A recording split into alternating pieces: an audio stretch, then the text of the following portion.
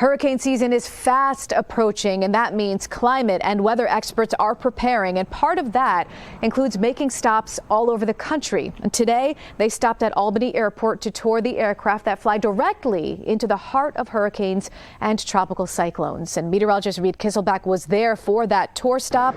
He is live at the airport right now. Reed, good afternoon to you. Why is this so important that they make these stops? Well, Sabrina, mainly the reason why they do this is to raise awareness. And really, actually, coincidentally enough, this tour coincides with National Hurricane Preparedness Week. And so the point of these tours is to just really raise awareness and being prepared for hurricane season here. So we had two planes, one from NOAA and one from the Air Force Reserves. What we're seeing behind me here is the Air Force Reserve plane. They're getting ready to taxi and take off and head to their next stop. So hopefully we'll catch that here while we're talking to you guys. But we're out here at the terminal for Millionaire at Albany Airport. And this is one of 5 stops for them. So they already stopped in Portland, Maine. Today was Albany. They're on their way to Norfolk right now. But the point of while they were here today was they allowed forecasters and members from the National Hurricane Center to be around here and be available to give some tours of the aircraft to students and kids. They were here a little bit earlier in the day today, and also allowed some folks to come up and ask some questions. So speaking of questions, we got lucky today. One of the big names in the weather community right now is Kevin Graham. He is the director of the National Oceanic and Atmospheric Administration, or as we all know it, as NOAA. We got to ask him a little bit more about the significance of being here today. Here's what he had to say. You think about this, you look at these aircraft, they fly right into the hurricane to get the data that we need. And the data gets into the models, the data gets back to the National Hurricane Center to help with watches and warnings and really get the information that we need. It is so critical that you get into the hurricanes to get the data right in the storm itself. I mean, you can't look from afar. You can see it on satellites, you can get other data, but to get the actual information of the storm is absolutely priceless to us.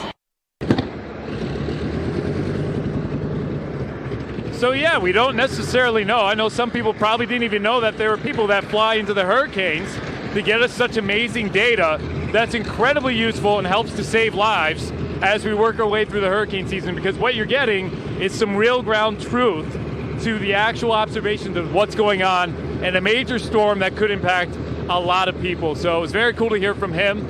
We spoke to a couple other people as well. You hear from somebody that we spoke to from FEMA starting live at 5. For now, we'll send it back to you guys in the studio. If they start to taxi, we'll leave our camera up for you guys, and hopefully you'll be able to see something with that as well. We'll send it back to you guys. I love it, Reed and Alex behind the camera. Thank you so much. And Reed said it perfectly. This is about saving lives. Absolutely. All of this research. And you said the planes actually have names? Yeah, Kermit and Miss Piggy. Yeah, they're appropriate. Great. Yeah, right, exactly. And the Air Force pilots best in the world, right? And they know what they're doing, so it's dangerous, but it's also necessary. And they're doing it, as Reed said, to save lives. And incredible. We're happy that they came here to show us off their stuff. Right? I love it. We are just 1 month away until the start of hurricane season. Brace yourself. Well, the Hurricane Center, they have made it right here to the capital region, and our very own meteorologist Reed Kisselback joining us live right now from the Albany Airport with a pretty special story. Reed, gotta know, who do we have to sweet talk to get a ride in one of these planes of theirs?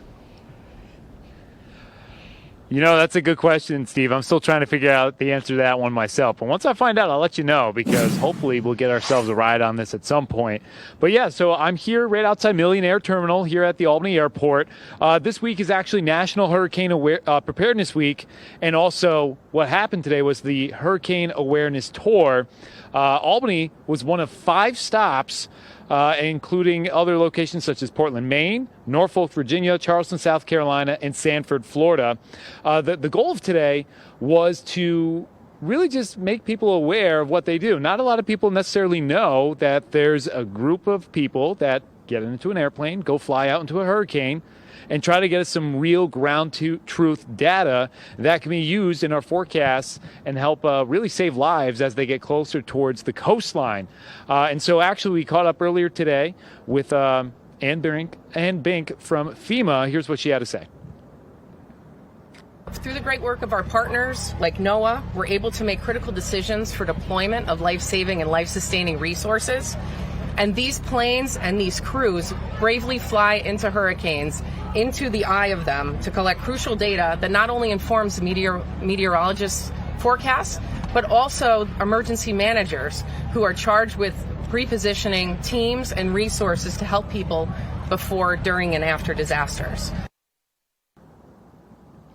And during the course of the day, this was an all-day event. They allowed some students from some local schools to come and check out the planes, get a tour themselves, and even answer some questions for them. Those planes have left about an hour ago now. And I will say this, too. They did mention this. They have come to New York State 2 other times before this, but all downstate. New York City or on Islip. So Albany was the first upstate New York stop that they've made on this tour.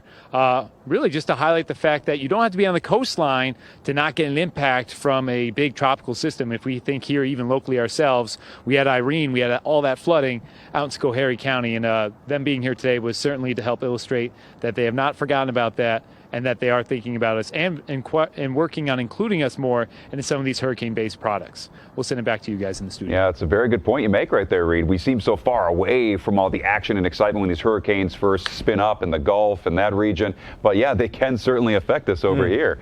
We'll be talking about that more. Thank you very much, and enjoy your time out there, Reed. Okay, well, it sounds like, you know, taking flights for some people is terrifying enough. Taking a flight on one of those planes through a hurricane seems insane. Remarkable.